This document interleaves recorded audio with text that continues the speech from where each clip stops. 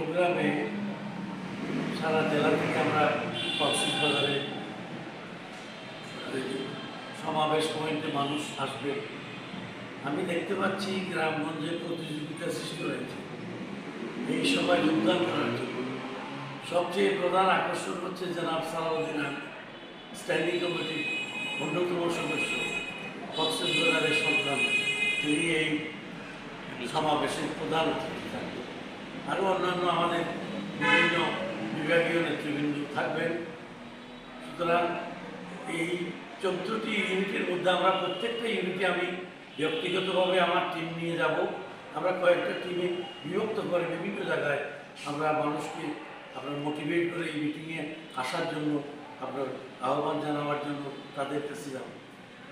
আর প্রয়োজন হয়েছে বিএনপি বসে থাকার দল নয়। দেশের সমস্ত ক্রাইসিসে বিএনপি সবসময় রাজপথে ছিল, এখনও থাকবে। ক্রাইসিস মুভমেন্টে সবসময় আমরা ফেস করে আমাদের অভিজ্ঞতা আছে।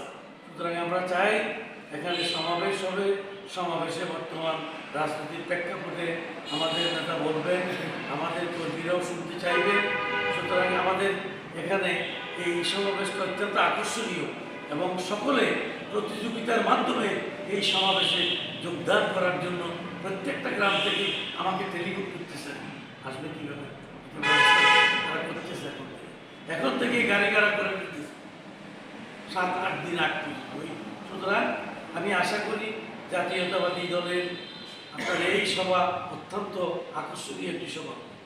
কোথায় হবে এবং আজকে আমরা বসতেছি সেটা আমরা একটা আলোচনা করবো।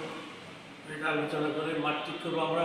এখানে ওই যে কী বলে আপনার ওই মুক্তিযোদ্ধা সেই গ্রাউন্ড যেটি আছে যেটাকে গোল চত্বর বলি আমরা, সেই মাঠটা আমরা দেখেছি। আরেকটা এখানে আরেকটা কোথায় হ্যাঁ ঈদের জামাতের কথা বলা হচ্ছে, আমরা ওখানেই বড় জামাত এটাই আমরা নেব, সেটাই আশা করছি। একটা প্রশ্ন করছি, এই দেশের এই মুভমেন্টে বিএনপি, কক্সবাজার জেলা বিএনপি বা অঙ্গ সংগঠন কেমন সহযোগিতা সন্তুষ্ট? কেন সন্তুষ্ট?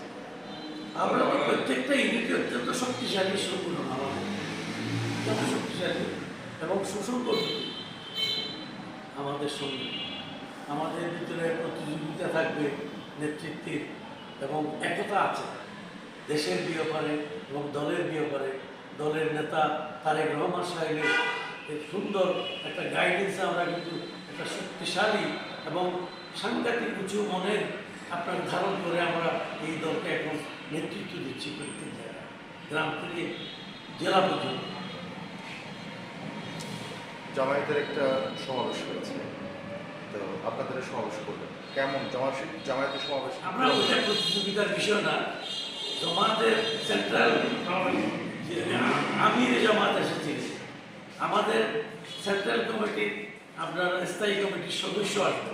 তারপরেও আমরা ইনশাল্লাহ মনে করি জামাত এসে অনেক বেশি মানুষ আমরা এখানে একত্রিত করবো, মানুষ আসবে, এটা আমি আশা করছি।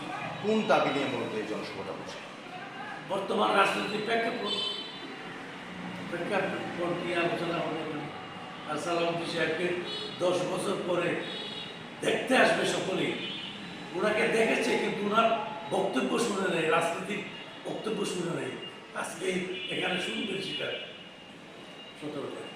এটাই হচ্ছে মেইন আকর্ষণ। ঠিক আছে না?